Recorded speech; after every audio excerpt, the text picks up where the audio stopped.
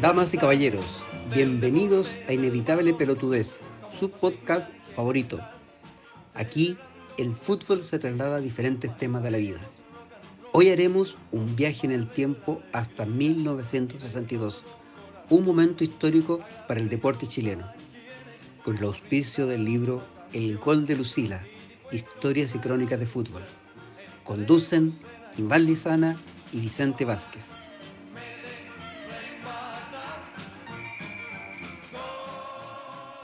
Hola, hola, ¿qué tal? ¿Cómo están? Bienvenidos a un nuevo capítulo de Inevitable Pelotudez, un podcast que traspasa la cancha de fútbol y también de futsal en ocasiones.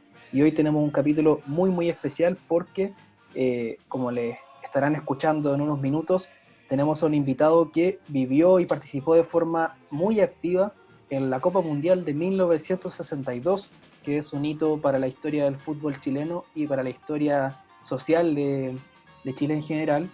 Y primero, para introducirles de quién se trata y contarles quién es para que entiendan por qué es tan importante nuestro podcast, quiero saludar a mi amigo Iván Lizana. ¿Cómo estás?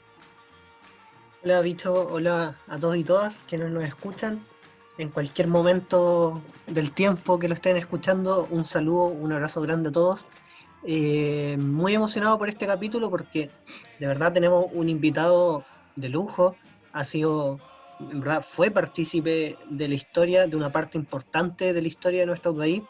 Y en verdad fue un honor conversar con Pablo Dittborn, hijo de Carlos Dittborn, un histórico dirigente del fútbol chileno y uno de los que hizo posible que Chile organizara la Copa del Mundo del 62. Claro, Pablo, como irán viendo, nos va a contar muchas cosas de la historia familiar, porque Carlos Dittborn era el presidente de la Federación de Fútbol cuando se obtiene el Mundial de 62 y posteriormente en la preparación y organización de tanto del equipo como el Mundial mismo. Lamentablemente no logró llegar a disfrutarlo, que falleció un par de meses antes del Mundial. Cosa parecida que pasó con, si le suena el nombre, Juan Pinto Durán, también un dirigente importante que falleció también años antes, pero fue parte de este proceso. Y Pablo, que es uno de los 7 hijos de Carlos Dittborn, es ingeniero comercial, tiene 73 años y desde allá hace unos 40 años que trabaja en el mundo editorial y de los libros. Está muy vinculado a ese mundo, por ejemplo, en la editorial Quimantú, y ha sido integrante del directorio del Consejo Nacional de la Cultura y de las Artes, antes que fuera el ministerio. Es actualmente socio de la Corporación del Libro y la Lectura. Fue socio de la revista The Clinic desde sus comienzos, entiendan, desde los finales de los años 90, cuando se crea la revista satírica política, tan importante para el periodismo nacional. Y en el vínculo de este capítulo, para la época del Mundial, él tenía 15 años. Entonces, desde la experiencia familiar y personal, nos va a aportar mucho en ese ámbito. Claro, tremendo personaje que tenemos ahora y con Pablo justamente vamos a conversar respecto a cómo fue su vivencia personal y familiar durante la organización y el desarrollo de esta copa. También conversamos sobre los aspectos sociales y políticos, cómo él ve y que se vivió esta fiesta en la sociedad chilena de la época, y también cuál fue el impacto que tuvo el Mundial a nuestro país y a la organización del fútbol también a posterior. Así que, como les decíamos, esta entrevista está muy interesante, un muy buen material, así que esperemos que lo puedan escuchar completo y también lo puedan compartir con sus amigos, amigas, familiares, abuelos, abuelas, con todo el mundo.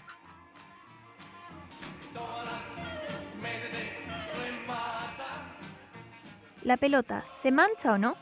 Ahora comienza Inevitable Pelotudez, un podcast donde Iván Lizana y Vicente Vázquez te contarán historias que traspasan la cancha. Política, género, cultura, nada de esto es ajeno al fútbol.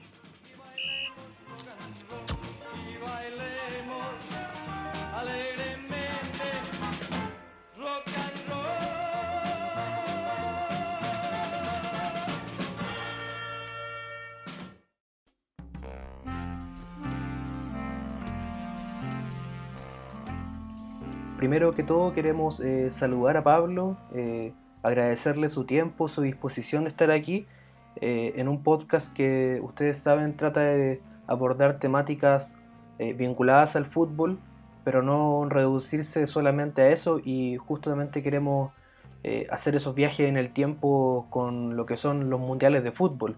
Así que muchas gracias, Pablo, por estar con nosotros.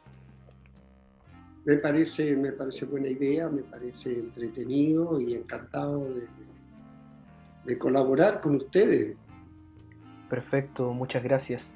Y primero preguntarte, ¿qué significa para ti la organización del Mundial en su conjunto, en su globalidad? Para mí, probablemente para mucha gente de mi generación, el Mundial del 62 es, yo diría, una de las pocas oportunidades en que todo el mundo en Chile estuvo en la misma parada, para usar un lenguaje popular, digamos. Han habido muchas cosas y hechos importantes en la historia de Chile, pero muchas de ellas de ámbito político, y nos han encontrado bueno, divididos, separados en bandos opuestos. Aquí vamos a decir el sí y el no, la elección de Allende del 70, que se van a cumplir dentro de poco 50 años. Bueno, no sé, desde 1810, la independencia también, pero en el Mundial no habían detractores. El 100% de los chilenos, con mayor o menor grado de pasión, de entusiasmo, de alegría, estaba detrás de ese proyecto. Eso a mí me ha impactado desde aquella época hasta el día de hoy. Hoy día estoy más consciente. El Mundial para nuestra familia, digamos, mi mamá y mis hermanos, los que hoy día estamos, empieza, bueno, probablemente para mi madre un poco antes porque ya estaba más al tanto, pero para nosotros el Mundial más o menos empieza el año 56, que es cuando se consigue en el Congreso de la FIFA en Lisboa que Chile sea la sede del Mundial del año 62. Y yo te diría que por lo menos mis recuerdos, yo en esa época debo haber tenido 9 años, 9 años, bueno, me acuerdo perfectamente de haber ido al aeropuerto de Los Cerrillos a esperar a mi papá, una vez más de alguno de sus viajes, viajaba mucho por este mismo tema, y ni bien aterrizó el avión, se abrió la puerta y se acercó un auto de policía que en aquellos años era algo así como un Ford 54 blanco con negro, eran los vehículos de carabinero. Bajó mi papá por la escalera que se ponía, porque no existían estas mangas que existen hoy día, o sea, estamos hablando de tiempos pretéritos, ¿no?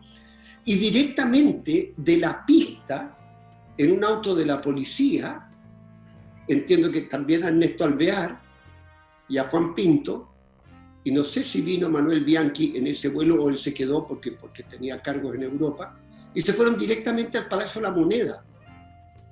O sea, no hicieron migraciones, no hicieron aduanas, no hicieron absolutamente nada, y directamente de la pista al Palacio de la Moneda, porque lo estaba esperando el presidente Ibáñez. Bueno, imagínate, nosotros niños, éramos 5 hermanos en esa época, bueno, ¿y para qué vinimos al aeropuerto si no pudimos recibir al papá, ¿no? Y de vuelta para la casa, entonces probablemente mi mamá nos había llevado a los 3 mayores, porque los otros eran los chicos, digamos, mi hermana y mi hermano Fernando. Entonces nos volvimos a la casa, estuvimos un rato ahí y como a la hora y media, llegó mi papá. Y curiosamente, bueno, saludamos, estuvimos ahí, esas cosas típicas era muy raro viajar en esa época. Yo creo que de mis amigos, yo debo haber sido el único que tenía un papá que viajaba. No se usaba, era raro. Ustedes verán la foto, la gente se subía al avión de corbata. O sea, era realmente otra cosa. Y bueno, y curiosamente llegó, pues, como un periodista de la revista Estadio. Y ese ejemplar de la revista Estadio yo lo tengo guardado en mi casa porque le hice una larga entrevista ahí en el ambiente familiar. Sacó foto. Una foto apareció en el diario. Yo me acuerdo haber llegado al colegio 2 o 3 días después y un cura me mostró el diario con esa foto en el living de mi casa el día que llegó mi papá, y desde luego contando esta historia de cómo se había obtenido y cuán difícil había sido toda la votación, ¿no? Fíjate que hay un dato que hoy día también es difícil de entender para la gente joven como ustedes. Nosotros no teníamos teléfono en la casa. Bueno, mucha gente no tenía teléfono, más bien la inmensa mayoría de la gente no tenía teléfono. ¿Te imaginas tú cómo mantienes relaciones con la sede de la FIFA en Basilea, con 6 horas de diferencia, sin tener teléfono en la casa?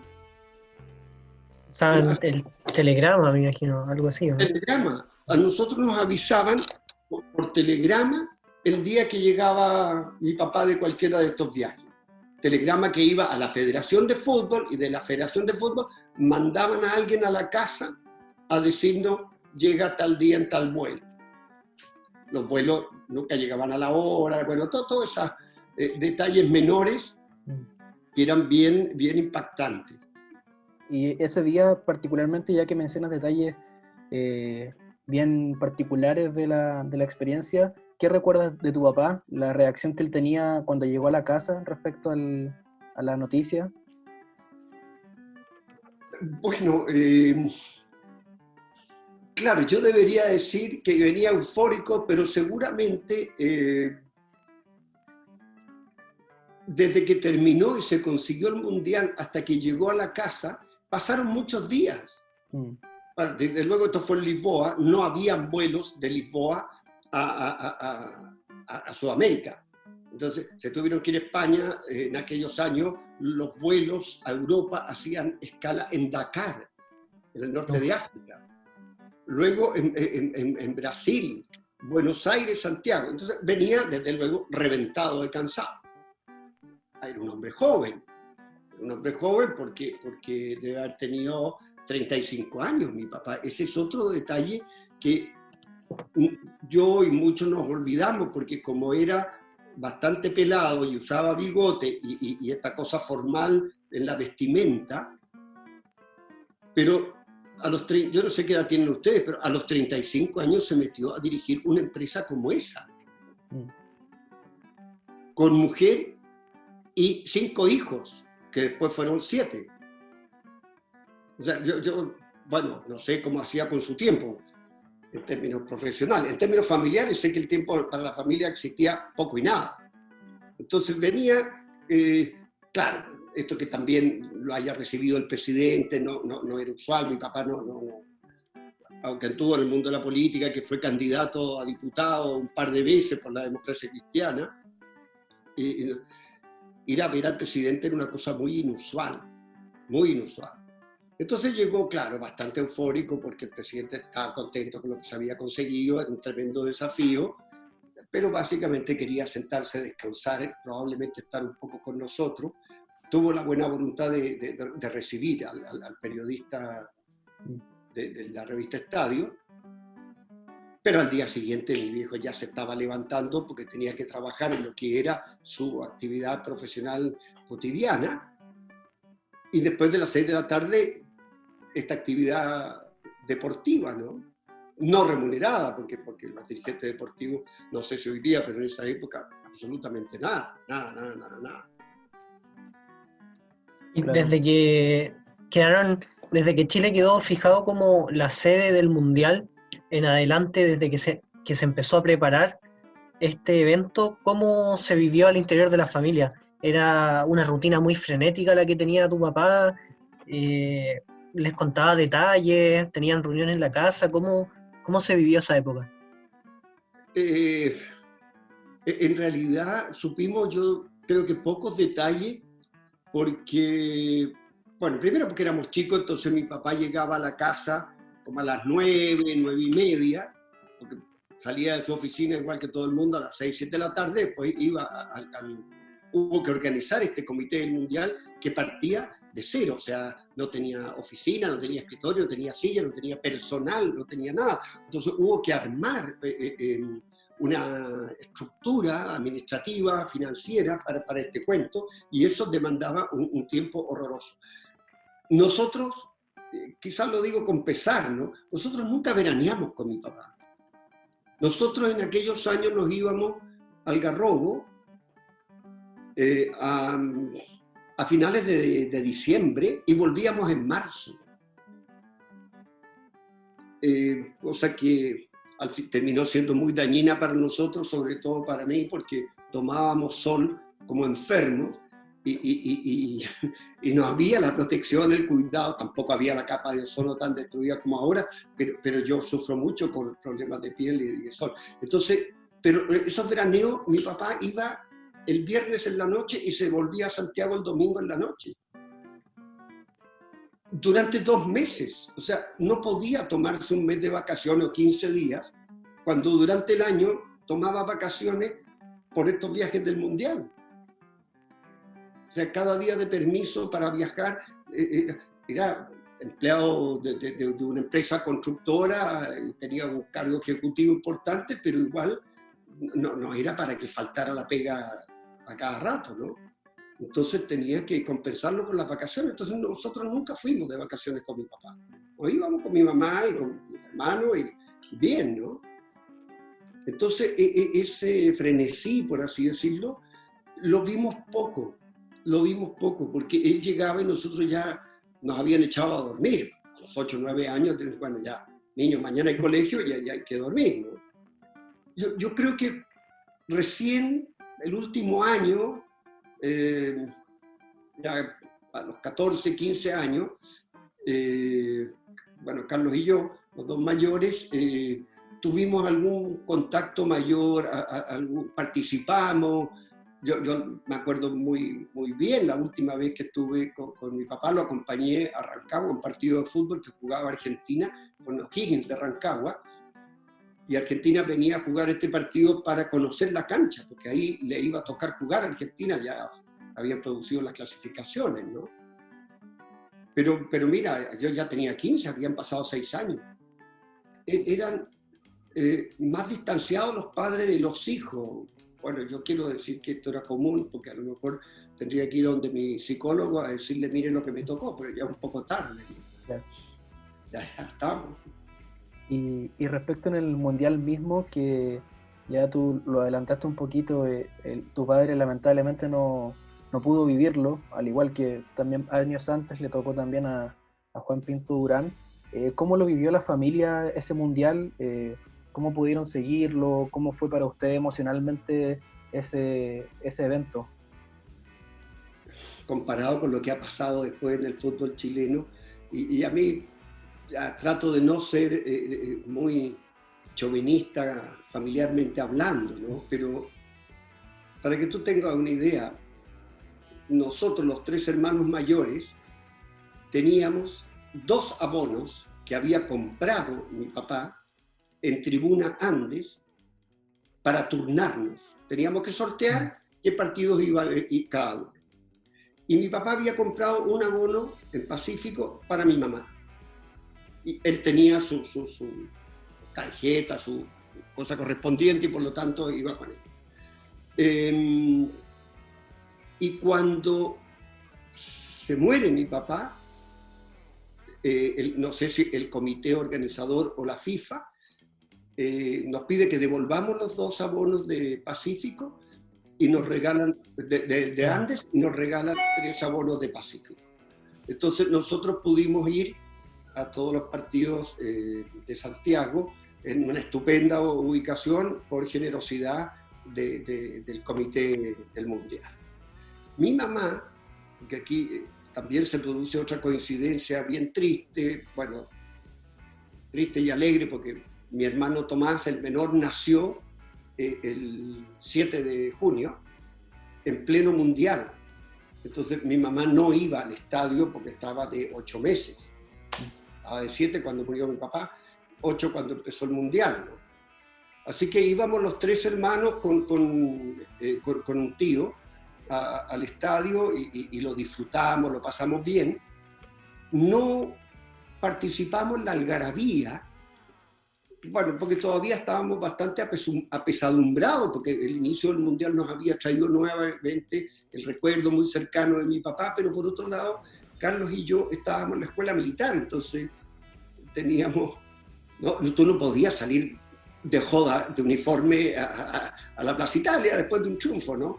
Así que lo vivimos bastante sobriamente, pero muy familiarmente, porque venía mi abuelo, mi abuela, por parte de mi mamá, el hermano de mi mamá, muy futbolero, tío Pedro.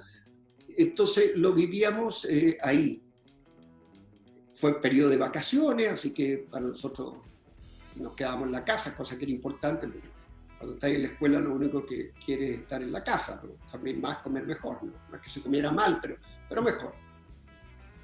Así que lo vimos bastante indoor, como se dice, y no teníamos televisión tampoco. Así que mis hermanos menores, bueno, eran bastante chicos, con suerte a lo mejor los llevaron algún día a la casa de mi abuelo que tenía televisión. Era principalmente seguirlo por radio, en caso de no ir al estadio. Principalmente seguirlo por radio, claro, sin duda.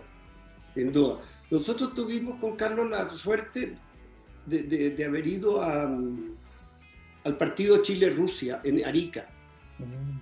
Nos invitó, supongo que la subsede de Arica, y fuimos por el día en avión, y eso fue muy emocionante porque el aeropuerto de Santiago, Los Cerrillos todavía, estaba lleno, salieron 4 o 6 vuelos bueno, sería de LAN, aviones a hélice, que tardaban 4 horas en llegar, así que no era cómodo ir por el día. Estuvimos allá, pasamos un refrigerio al Hotel El Paso, nos topamos con el senador Allende en ese momento, que también había ido a ver el partido, luego presidente Allende, muy cariñoso. Nosotros lo ubicábamos de Algarrobo, y él nos ubicaba a nosotros por cuestiones de carácter familiar, ¿no? Pero nosotros partimos con Carlos, yo era la primera vez que me subía a un avión, sin pedirle permiso a mi mamá, que estaba internada en la clínica porque mi hermano había nacido 2 días antes. Entonces era muy frágil, teníamos 16 y 15 años. Bueno, teníamos una mamá en la clínica y teníamos un papá que se había muerto hace 2 meses, estábamos como un poco desamparados, ¿no? Pero nos dábamos cuenta que era una invitación importante y que era bueno que fuéramos allá, rindiéramos honor a la bandera y toda esa ceremonia que estuvo muy bonita. Y que además al estadio ya le habían puesto el nombre de mi papá. Sí, ahí hay recuerdos bien emocionantes. Yo ahora con este sistema de Zoom, yo almuerzo bastante seguido con mi hermano Fernando, que es muy futbolero. Tiene un error, es de la Chile, pero en fin, pero es futbolero. Yo soy colocolino, mi papá era presidente de la Católica, así que se produjo ahí una dispersión. Claro. Esto que le estoy contando a ustedes, porque él tenía 5 años. Entonces no nada, o sea, bueno, le tuve que contar el funeral, le tuve que contar la ceremonia inaugural del Mundial, cuando nos avisan, sorpresivamente estábamos en la escuela con Carlos, todavía no salíamos de vacaciones y que nosotros íbamos a izar la bandera. Entonces Carlos iba a izar la bandera chilena y yo la suiza. Entonces me llevaron, bueno, ambos nos llevaron, digamos, a la sala dentro de la escuela militar, y yo me tuve que aprender los tiempos del himno suizo, porque con esa rigurosidad militar la bandera debe llegar arriba en el instante que termina el himno. Naturalmente no era la letra, era solo la música, ¿no? Y bueno, y practicamos 2 o 3 días, y yo creo que no estábamos tan conscientes de la importancia, de la magnitud del impacto del evento que estaba por ocurrir, ¿no? Y fue muy emocionante, fíjate que muy emocionante. Yo me topé 50 años después, 55 años después, en el matrimonio de un chico amigo mío, y estaba el general Isurieta no Oscar, sino que Ricardo. Entonces me acerqué y le dije, general, ¿usted no se acuerda de mí? No, me dijo, discúlpame, no me acuerdo. Entonces le dije, usted fue mi asistente cuando yo hice la bandera de Suiza en la inauguración del Mundial del 62. No te puedo creer, me dijo, tantos años. Él estuvo bien cariñoso. Entonces él sostenía la bandera mientras yo movía los piolines para llevarlo. De esos detalles, sí, tenemos recuerdos impactantes. No es fácil estar parado en el borde del marcador en el Nacional, no hay baranda, no hay nada de eso. No está hecho para eso, pero bueno, fue bonito, fue muy lindo. Claro.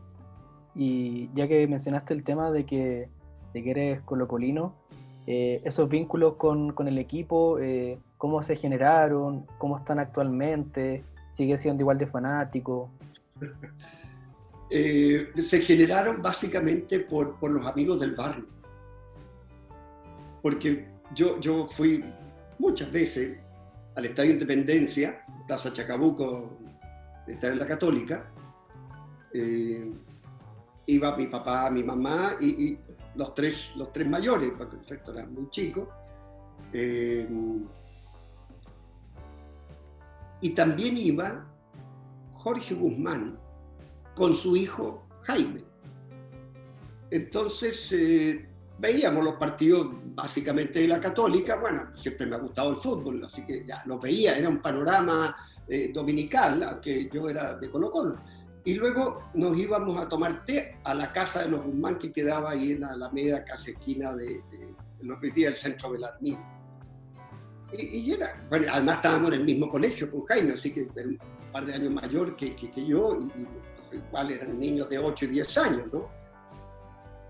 Pero igual resistí la presión, por así decirlo, y mantuve mi fidelidad con Colo-Colo, que debo reconocer que se me pasó después. No me cambié ni me di vuelta la chaqueta. Lo que pasa es que después viví 20 años en Buenos Aires y me hice de River. Bueno, era de River a distancia antes de irme a vivir a Argentina, pero allá empecé a ir al fútbol todos los fines de semana, todos. Y mis hijos varones son de River, mi hija es de Boca. Sigue la dispersión familiar. Sí. ¿Y tú o tus hermanos y después sus hijos no pensaron en seguir este camino de la dirigencia en el fútbol posteriormente? No, nunca. El más cercano, bueno, varios fuimos socios de Santa Rosa de las Condes y fuimos ahí a jugar tenis. Carlos fue el más cercano. Carlos jugó rugby, tuvo la federación de rugby, fue entrenador, fue dirigente de la federación, pero nunca de fútbol. Jugamos en liga, jugamos en el colegio, jugamos en la universidad, jugamos en liga en Ñuñoa, pero dirigencia no. Y yo no por nada, no hay ninguna mala onda. Bueno, hoy día sería como, sí, creo que mejor no estar más lejos de eso. Claro.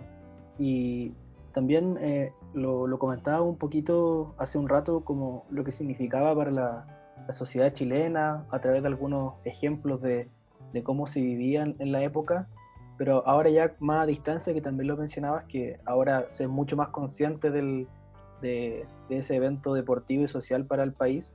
¿Qué significó justamente la realización de la Copa del Mundo para la sociedad chilena? Pensando en tu experiencia que nos ha ido contando, en la cantidad de gente que iba, cómo lo iban siguiendo, el boca a boca respecto a lo que pasaba, ¿cómo viviste en términos sociales la Copa del Mundo? Bueno, se incorporó al gusto. Yo creo que pasa en todos los mundiales, pero en el caso chileno era primera vez que se producía esto, después con esta cosa tan nombrada de la globalización, las telecomunicaciones, es más habitual.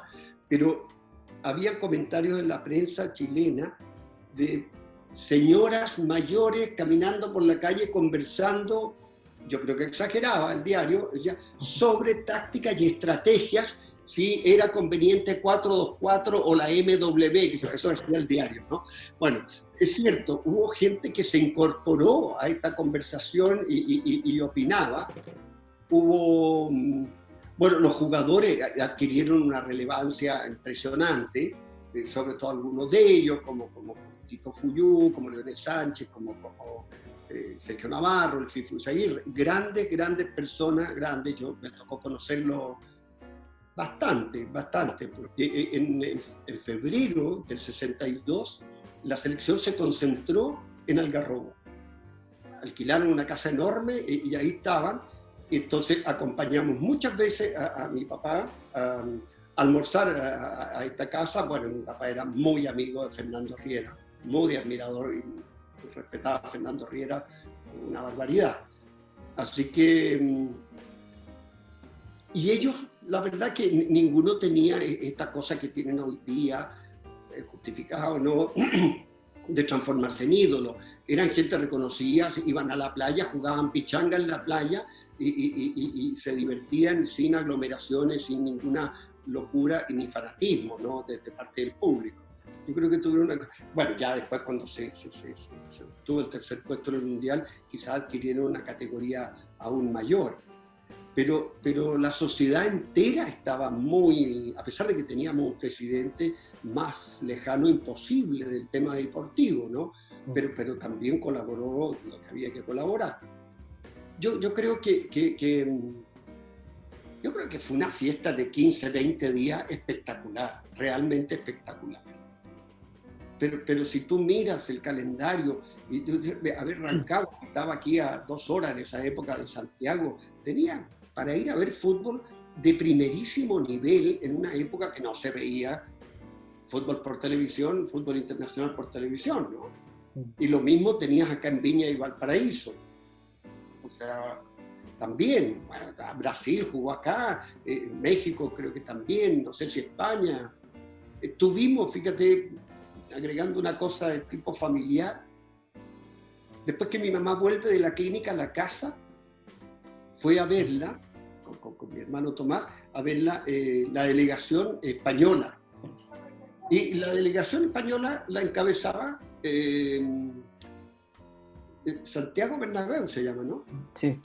Claro.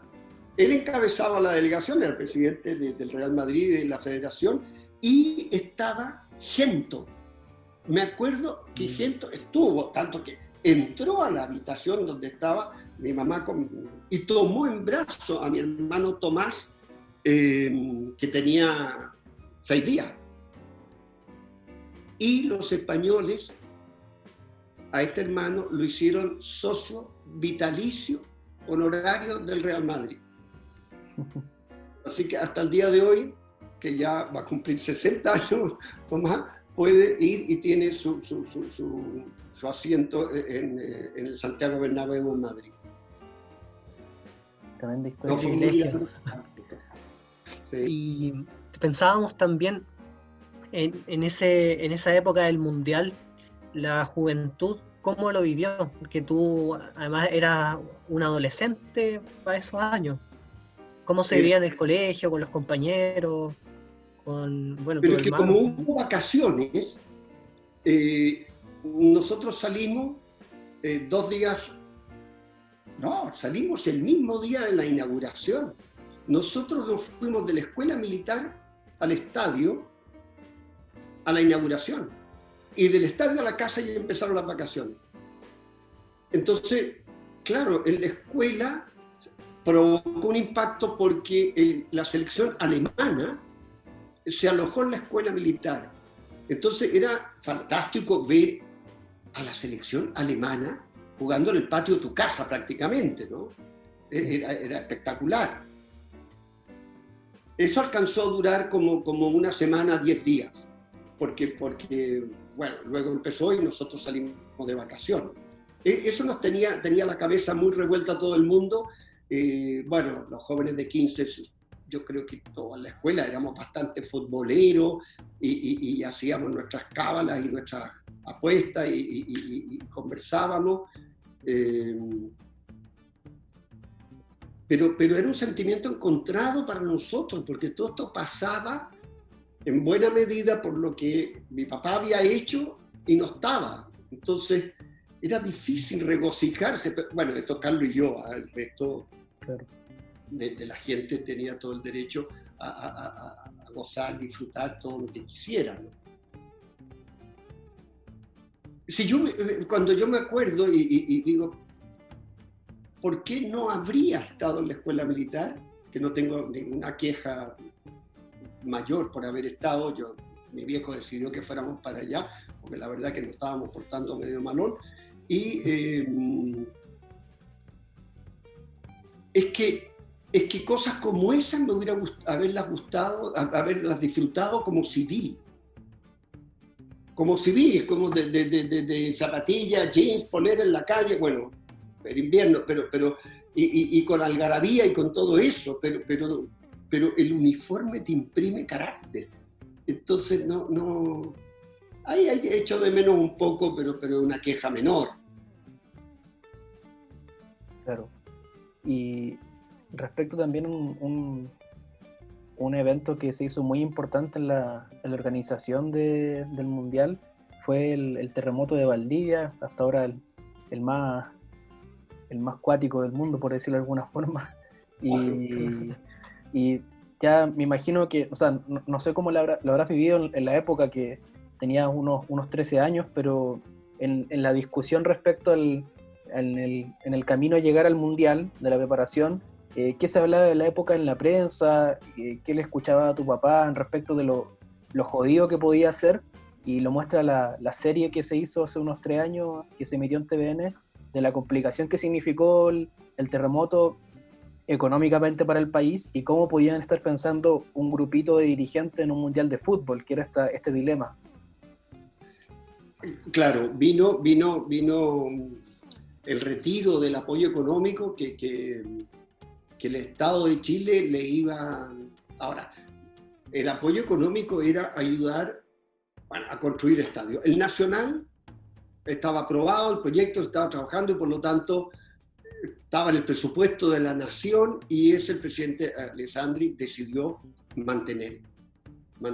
Yo me acuerdo que fui a esa ceremonia un día X en la mañana, que ha sido el año 61, ya a entregar el final de las obras. Mi papá, estaba el presidente Alessandri también. Yo creo que al final se logró un equilibrio. Se agregó una suerte de impuesto, por así decirlo. Cada vez que tú comprabas una entrada en el estadio, mi recuerdo es que pagabas 60 pesos más. Y la entrada costaba 1.000 pesos, 1.060. Era poquito más, 1.060. Y esos enteros iban al fondo del Comité del Mundial. No sé cuánto significó eso en términos presupuestarios para el Comité del Mundial. Pero el Mundial al final fue un Mundial superavitario. O sea, generó utilidades de aquella época, puede ser, no sé, $1 millón para la FIFA, digamos.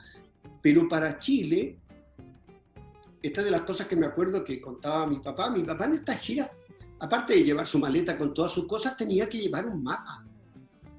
Tenía que llevar un mapa para explicar dónde quedaba Chile. O sea, sentarte y decir, mire, señor, usted está aquí qué sé yo, en Suecia, que había salido segundo en el Mundial de 58. Pues bien, señor, para llegar a Chile, usted tiene que tomar un avión de Estocolmo, probablemente a París, o también España, en ese sentido, no es la España de hoy, para nada. O sea, España no estuvo en el Plan Marshall, España entró a la Comunidad Europea tarde. Los españoles, cuando iban a Francia o a Inglaterra, decían, vamos a ir a Europa el fin de semana. O sea, sí. Y los franceses decían, Europa termina en los Pirineos, para allá todo es África. O sea, ese era el mundo. Entonces, explicarle a un señor de Suecia cómo llegar a Chile, o sea, ¿no será mejor en barco? O sea, ¿te imaginas? O sea, era la locura. Bueno, Chile, entonces, empezó a existir. Empezó a existir en las noticias, en los diarios, en los mapas, en las conversaciones de la gente afuera. Lamentablemente después volvimos a existir por una cosa dramática, ¿no? 11 años después, ¿no? Pero claro, había gente que no tenía idea, pero ni idea. Piensa tú, un señor, bueno, un país que se llamaba Yugoslavia, y le mira, vas a ir a Chile. Ya no puede ser. Además, ¿qué es lo que era Chile? Éramos de una pobreza infinita. Oye, créeme, una pobreza infinita. Yo iba al colegio, estaban los padres franceses ahí en Alameda, entre Almirante La Torre y Carrera, eso es Alameda y Avenida Brasil. Oye, yo tomaba una micro para ir a mi casa en Ñuñoa y no era raro que subieran niños descalzos pidiendo limosna. Descalzos, en invierno. O sea, la pobreza de ese Chile era impactante, impactante. Y en ese sentido, Pablo, considerando lo pobre que era Chile en esos momentos, la poca capacidad también organizativa que tenían, el hecho de ser un país chico, que habíamos tenido un mega terremoto hace poco, ¿cuánta expectativa tenía la FIFA y el resto de los países participantes en el resultado y en cómo mejor dicho, en cómo iba a resultar este mundial? Porque hasta el momento, de los mundiales que recuerdo, se habían realizado casi todos en el primer mundo. O sea, veníamos de un mundial en Suecia, habían habido mundiales en Italia, en Francia, habían habido experiencias, eso sí, en Uruguay y en Brasil, pero claro, Chile en esa época, en el contexto latinoamericano, estaba mucho más abajo de lo que está hoy en día. Entonces, ¿cuánta expectativa había ahí por parte de la FIFA y cómo esto lo cargaron sobre los hombros los organizadores? Bueno, en general me impresiona, yo no lo puedo firmar porque como era chico no participaba en las conversaciones, pero también todo esto era como muy, muy amateur, muy, la FIFA también. Por ejemplo, el símbolo del Mundial de Chile, logotipo por ejemplo, no se comercializó. Yo me acuerdo que una vez me encontré en una tienda en San Antonio, esquina de Alameda, una toalla de playa con el símbolo y la compré y se la regalé a mi papá, que naturalmente le voy a haber pedido plata a mi madre, para Navidad.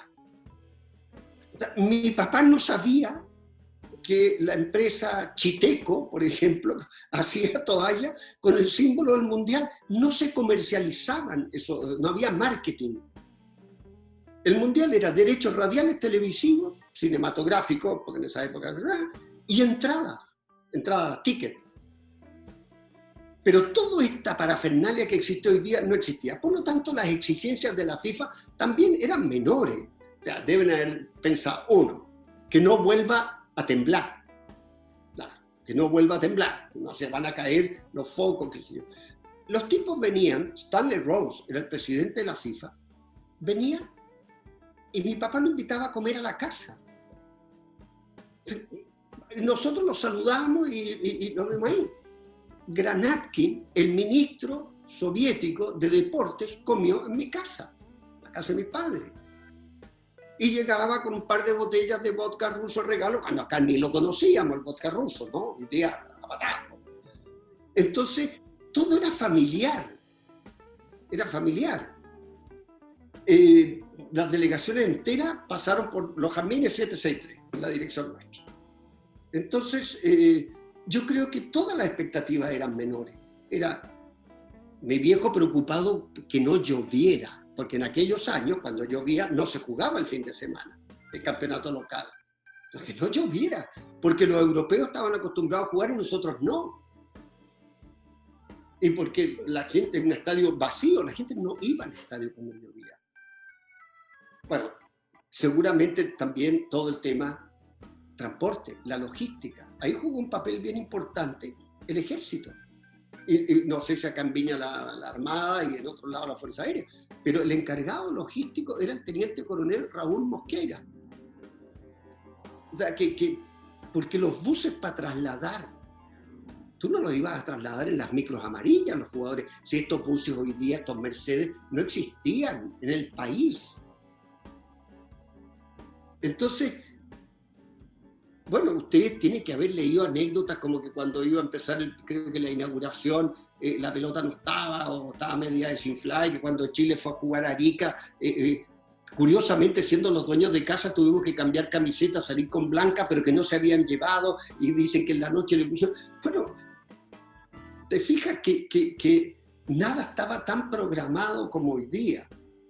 Entonces yo creo que los extranjeros, o sea, que los partidos empiecen a la hora, que no haya desmanes. Yo creo que en esa época ya había reja en el Nacional, porque no había cuando había velódromo, se puso reja, no hubo desmanes.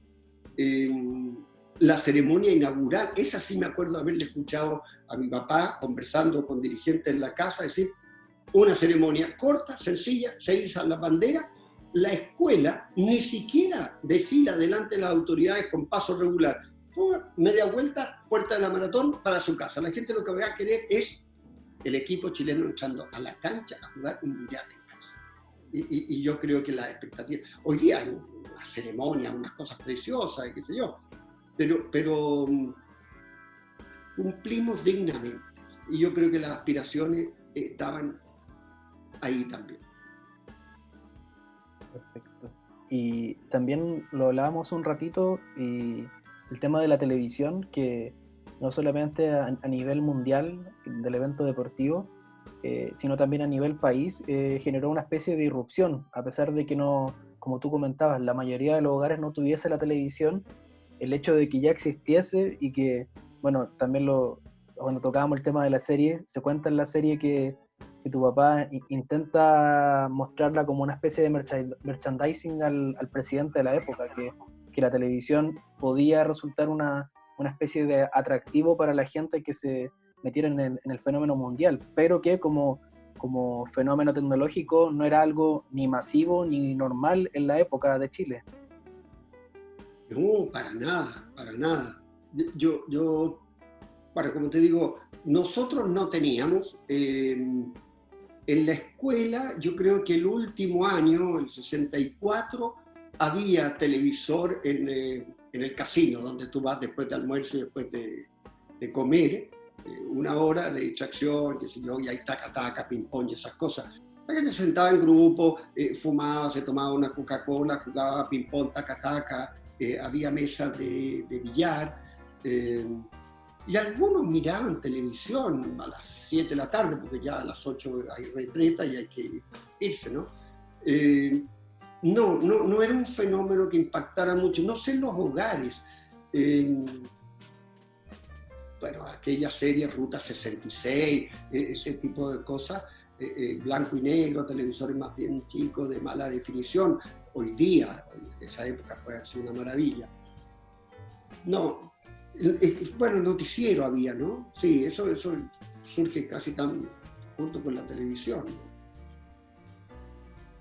No.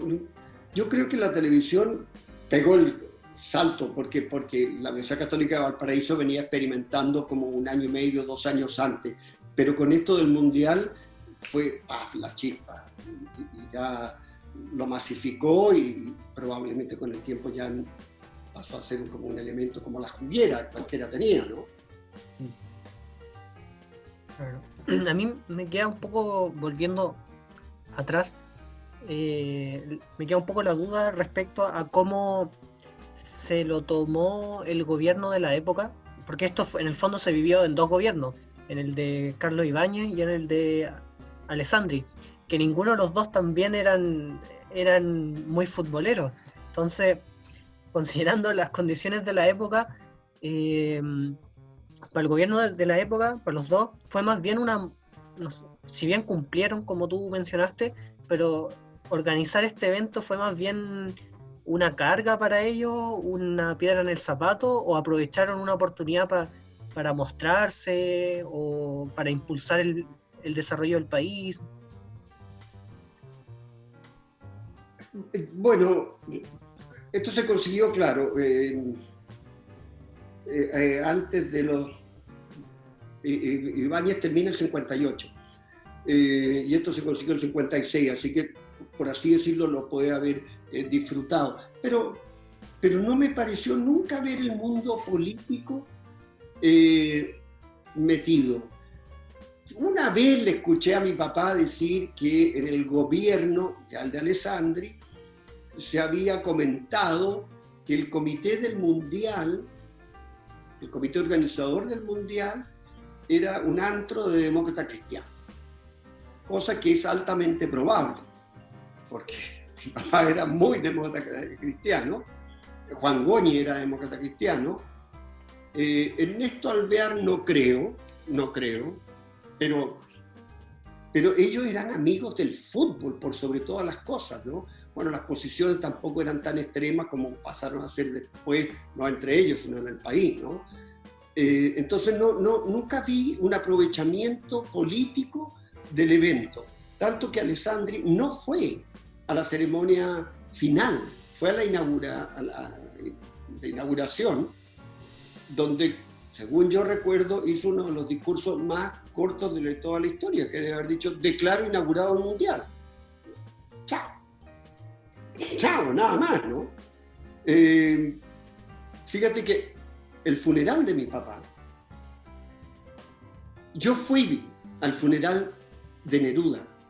Yo fui desde la casa de Neruda caminando, me invitaron mis ex compañeros de Quimantú al funeral, y fui toda la avenida La Paz, y entré al cementerio y estuve en la ceremonia ahí con Neruda. ¿Y por qué cito esto? Porque el funeral de mi papá, es cierto que el de Neruda fue en dictadura, naturalmente, y en una dictadura que llevaba 15 días. Es impresionante lo masivo que fue. O sea, las floristas tiraban flores delante del paso de la carroza. O sea, pero que mi papá no había jugado nunca al fútbol. No era Leonel Sánchez, no era Jorge Toro. Tengo que nombrar a los de Colo-Colo. No era Jorge Toro. Entonces, yo que iba en el auto detrás, con mi hermano y con mi tío Eugenio, hermano de mi papá, no lo podía creer. Pero cierta gente no conoció a mi papá. Mi papá era muy joven, murió a los 41 años. Todo es de referencia en un mundo menos comunicado que el de hoy. Pero parece que el impacto fue tremendo. El impacto fue muy grande, muy masivo.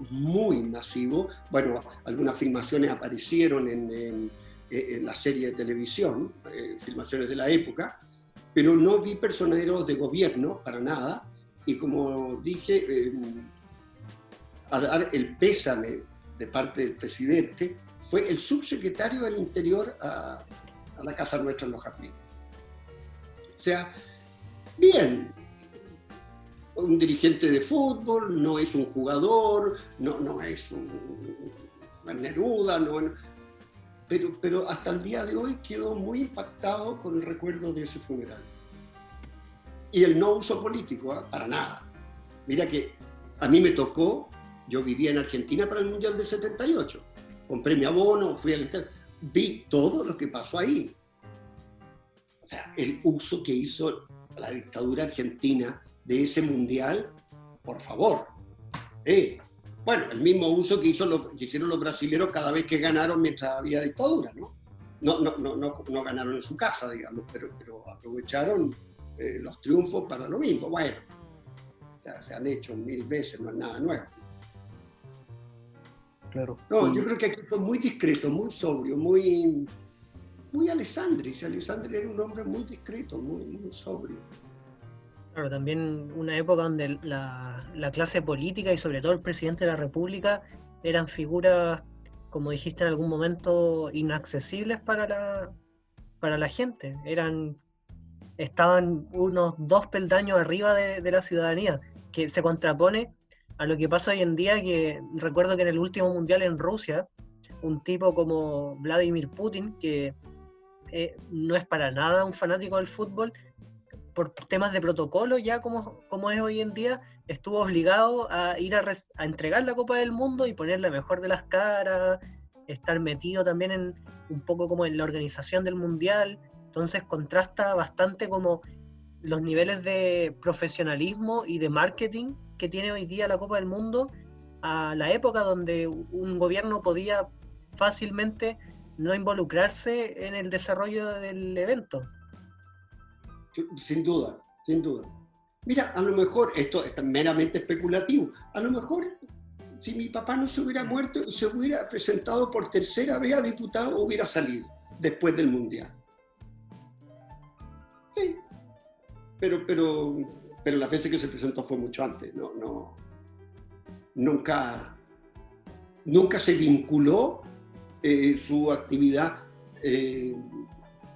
dirigencial deportiva con candidatura. No. Claro. Y tú lo comentabas un poco que el impacto, sobre todo en tu recuerdo respecto al funeral de tu papá, fue inmenso.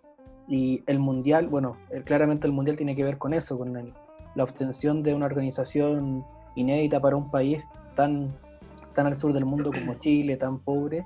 Y pensando ya después de esta efervescencia del Mundial, a corto, mediano o largo plazo, como lo veas tú, ¿qué impacto tuvo en la sociedad chilena este Mundial desde un punto de vista deportivo, un punto de vista social? La gente se hizo más fanática del fútbol, la gente entendió que salíamos al mundo. ¿Cómo crees tú que fue el impacto en esos periodos, corto, mediano y largo plazo?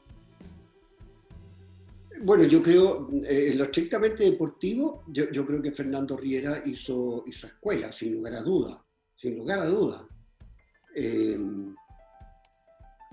Bueno, tanto es así que por primera vez, un tiempito después, se organizó este partido del campeón versus el resto del mundo, y el entrenador del resto del mundo fue Fernando Riera. En la primera confrontación nunca se habían hecho esto. Jugó Brasil con un equipo del resto del mundo, no sé si el 63, 64, entonces ya Fernando Riera pasó a un escalafón mundial, a pesar de que él venía de Portugal y había hecho curso de entrenador en Francia, pero dejó un impacto de profesionalismo, de seriedad, de metodología, de rigurosidad en los comportamientos y en los entrenamientos, que duró bastante tiempo. Creo también creo que se incrementó la asistencia de público a los estadios. Creo que a gente se le despertó el bichito del fútbol con el Mundial, y que crecieron las asistencias a los estadios. Y no sé si llegó al impacto de que más jóvenes se fueran a presentar a los clubes para jugar al fútbol profesionalmente. Esa parte no la sé, no sé si hay datos de lo mucho que se ha escrito sobre el Mundial, si tuvo ese efecto, pero no sería raro a nivel bastante transversal de la población. Claro, luego el Mundial de Chile produjo también un impacto afuera, porque nosotros tradicionalmente para los mundiales nos debíamos clasificar con Argentina y con Brasil y con Uruguay, donde inevitablemente quedábamos fuera. De los 4 se elegían 2, ¿no? Y para el mundial siguiente, en el 66 en Inglaterra, a nosotros como que nos armaron un grupito y nos tuvimos que clasificar con Perú, no sé si Bolivia y Ecuador, de tal manera que barajaron el naipe de nuevo y logramos ir, creo que por primera vez, estar en 2 mundiales seguidos, ¿no? Entonces fuimos a Inglaterra. Por lo tanto, ya la FIFA consideró que éramos un equipo que lo había hecho más que dignamente, lo había hecho muy bien, que había una organización y una federación seria, respaldada, habían sido aprobadas las auditorías de las cuentas de todo. Y al menos en el ambiente del fútbol internacionalmente empezamos a sonar. No fueron, creo que Leonel Sánchez fue un equipo italiano, y no sé si fue y volvió y no jugó. Eladio Rojas fue a River, tampoco le fue bien. Tito Fuyú se fue al Lille de Francia, pero no sé si tan inmediatamente. Pero no hubo... y Jorge Toro se fue a la Sampdoria. Jorge Toro se fue a la Sampdoria y sí jugó y se quedó, bueno, supongo de su contrato allá. pero no hubo grandes migraciones de jugadores que quedara vacía la selección por el impacto que había causado.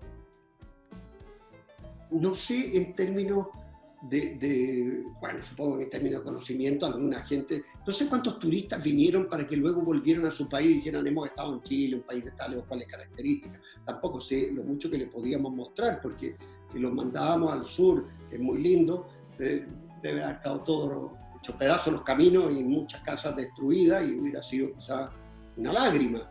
Y al norte, bueno, en las rutas también, olvídate lo que era. Yo me fui el año 65 a Deo, Arica, y de La Serena o de Vallenar para allá es una huella. No. Así que no teníamos mucho que mostrar. No sé, bueno, y tuviste el periodista italiano ese que hizo unas declaraciones y escribió unas cosas, bueno, la mitad cierta, pero de muy mal gusto y horrorosa sobre Chile. El rol lo hace Lucho Ñeco en la segunda parte de la serie televisiva, ¿no? Bueno, por eso cuando entró el equipo italiano a jugar con nosotros, la gente le gritó y le tiró todos aquellos cojincitos que se hicieron para el Mundial, se los tiró a la cancha, ¿no? Y ellos salieron y regalaron como 40 pelotas de fútbol, las tiraban a las tribunas y la gente se las devolvía. Sí. Bueno, fue un partido curiosísimo ese, pero bueno, en fin. Sí, que todavía se recuerda hasta el día de hoy. Y a nivel futbolístico, pensando ya en la profesionalización del fútbol chileno, en la organización, en las dirigencias, ¿cómo crees que aportó este mundial en esto? Y también, agarrándome de esto, la segunda pregunta, Chile en este mundial, dado los resultados que tuvo, donde le ganó 3-1 a Suiza, 2-0 a Italia, perdió 2-0 con la Alemania Federal, le ganó 2-1 a la Unión Soviética de Lev Yashin, perdimos con Brasil, que fue a la postre el campeón del mundo 4-2, y le ganamos a Yugoslavia, que también era una selección muy poderosa, por 1-0. Vemos que Chile cumplió una gran labor, salió tercero del mundo también, en una época donde el fútbol chileno no era poderoso. Y me imagino que se crearon expectativas también respecto a lo que podía hacer Chile posteriormente como fútbol.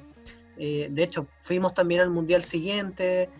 ¿Y qué crees que pasó ahí después? Porque ya después el fútbol chileno decae hasta bien una década después, volvemos recién a un Mundial, que fue el del 74, sin lucir mucho. Entonces, ¿qué pasó ahí en el camino?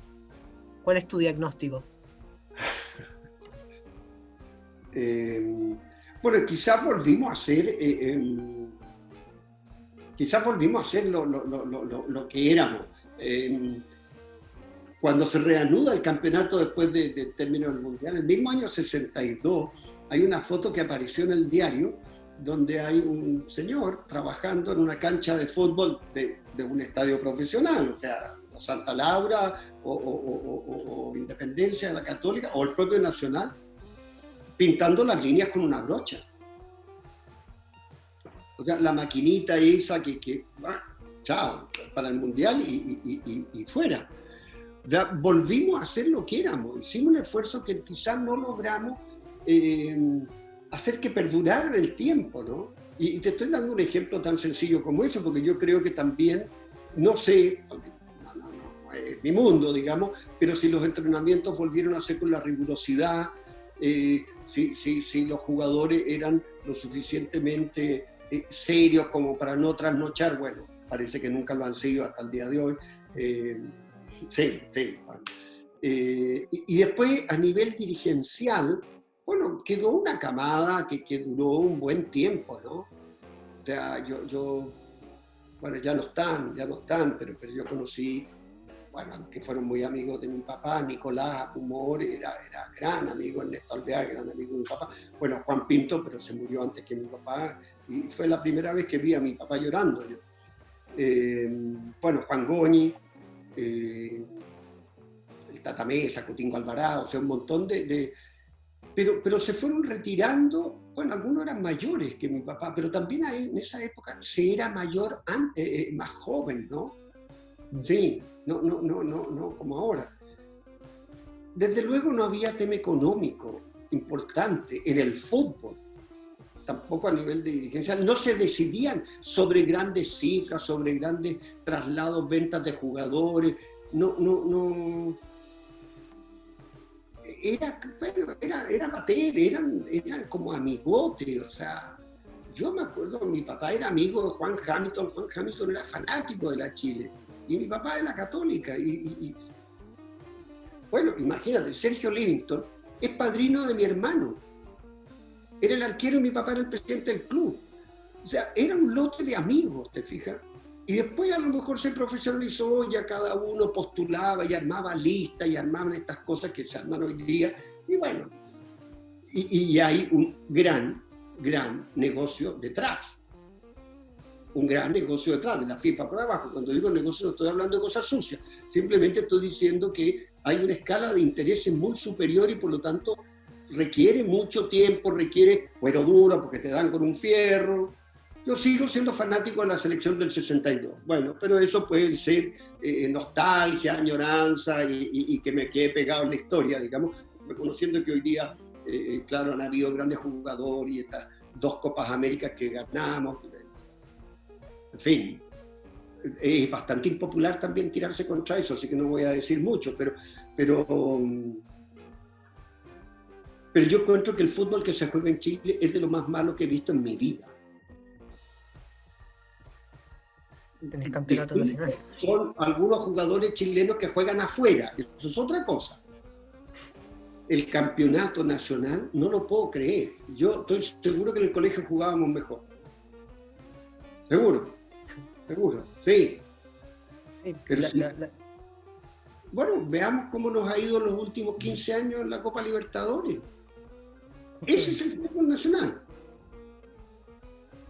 Sí, y de hecho, creo que lo conversamos, ya que hablábamos del ejemplo en el capítulo del Mundial del 1930, el periodista al que entrevistamos hablamos un poco de los triunfos esporádicos también, de que finalmente yo creo que una buena imagen que queda de este Mundial, y que tú bien lo comentaste hace un rato, que es la metodología, el trabajo, que el Mundial no se entiende por el evento deportivo que ocurrió en 3 semanas, sino en 6 años, que es la preparación de un mundial, la consolidación de un equipo, la búsqueda de un técnico que tuviese aspiraciones mayores, de entender de que iba a jugar con selecciones muy potentes, de que tenías que organizarlo todo desde un punto de vista logístico, pero que en lo deportivo tenías que salir airoso y casi que desde el punto de vista del honor, como respetando la tradición patria y todo el tema, y aprovechando estos detalles que uno también los percibe, que ya lo hemos comentado un par de veces, en la serie que emitió TVN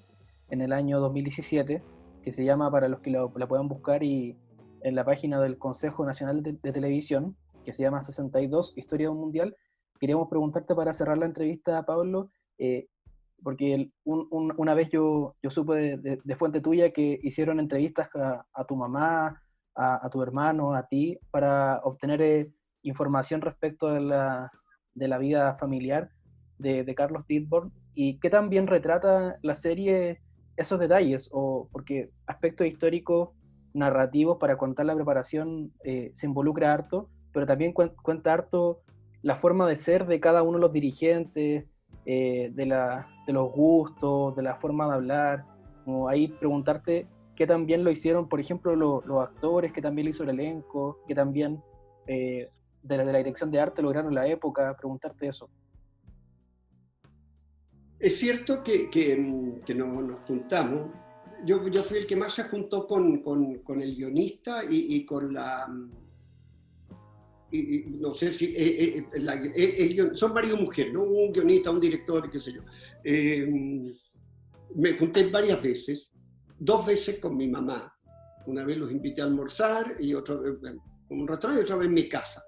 Y conversamos largo y mi mamá, que está viva, cumple 98 en noviembre, pero está muy, muy bien de la cabeza, y cuando entra en temas se entusiasma y con buena memoria y contó mucho. Fue muy grata la conversación, a ellos les encantó, lo pasaron bien.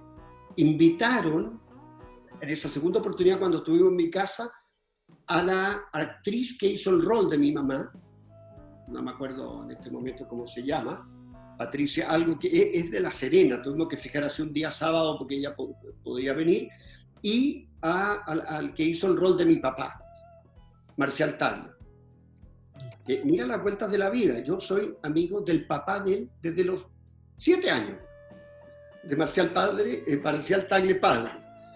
Por lo tanto conocía a para mí, este cabro chico, pero que hoy día ya un señor, un actor, y además hemos estado comiendo juntos y hemos salido a chupar también, y me resultó muy grato que él fuera, digamos, el que hiciera el personaje. El personaje iba a ser Ñeco, pero como la serie se dio en televisión y Ñeco era en TVN y era Rostro del 13, hay un problema, así que lo cambiaron.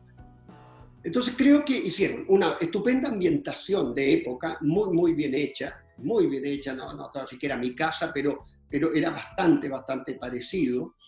Tiene una cantidad importante de licencias literarias, por así decirlo,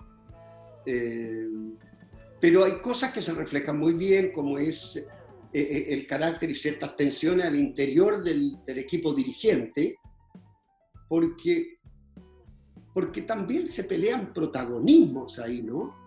O sea, bueno, un partido político es lo más parecido a un grupo dirigente deportivo ahí donde bueno, pero hay alguien que tiene que cortar, y ese a lo mejor o es un líder, o es un poco autoritario, o es manejado por el resto, y por lo tanto no es fácil. Yo creo que eso también está bien. Bueno, la cosa familiar nuestra, sí, ¿qué te voy a decir? Aparece mi hermano Carlos y yo, pero aparecemos de civil y éramos cadete. Bueno, tampoco importa. Hay una escena final, que también es la última vez la que te conté, cuando volvemos con mi papá de Rancagua, después de haber ido a ver ese partido de O'Higgins con la selección argentina, donde estuvimos almorzando en la casa de Patricio Mequis, que luego que él era el encargado de la sede de Rancagua y después fue alcalde de Santiago, y en la tarde nos tomamos un trago con Jorge Robledo en su casa. Entonces yo, como buen colocolino, imagínate lo que es estar en la casa de Jorge Robledo, ¿verdad? Que ha sido goleador en la Liga, en la Premier League alguna vez, ¿no? O sea, no es cualquiera. Y eso también, ya ahí hay un diálogo que yo lo conté, que claro, solo lo sabemos mi papá y yo, digamos, pero en esa vuelta a Santiago de 2 horas en el auto, digamos, donde además yo me había tomado 2 whisky a los 15 años, y imagínate cómo veníamos, pero con autorización de él, naturalmente. Está bien, ¿no? Sí, está muy bien. Yo en un momento me preocupé por mi mamá, por la escena del día que se muere mi papá, y qué sé yo, que es fuerte, que es violenta, y no, bien, muy bien. Sí. Y a mis hermanos tampoco les he escuchado ninguna queja. No, yo creo que a todos nos gustó y quedamos muy contentos, sí. Bueno, agradecerte mucho, Pablo, fue un placer esta conversación, todo lo que nos pudiste contar, de tus recuerdos, agradecerte la disposición, y espero que lo hayas pasado bien recordando todo lo que es tan importante para tu familia también. No tienes nada que agradecer, me encantó conversar con usted, me resulta entretenido, me gusta, es un tema que nos ha marcado a todos mucho, porque bueno, cada vez menos porque pasa el tiempo, pero sí, oye, tú eres Dittborn, sí, que no quieres de Carlos Dittborn, es una pregunta que ha estado presente en toda mi vida, y que ya de repente digo yo que me cansa un poco, pero basta que me pongan el tema y me encanta. Así que, no, muchas gracias a ustedes, y espero haberles ayudado, haber servido, haber resultado grato. Sí, mucho. Siempre un agrado, y al fin y al cabo estamos hablando de eventos que han marcado la historia de nuestro país. Es muy importante mantenerlo vivo. Quizá a mucha gente no le gustará el fútbol, pero sí es un evento que marca nuestra historia. Sí, así que eso siempre sí. es bienvenido. Sí. Así que agradeciéndole mucho a Pablo por contarnos grandes recuerdos de su vida familiar. Queremos despedirnos, esperamos que le haya gustado mucho este capítulo, muy interesante, un capítulo de nostalgia. Así que por favor no se pierdan un próximo capítulo y un próximo entretiempo de Inevitable Pelotudez. Chau, chau.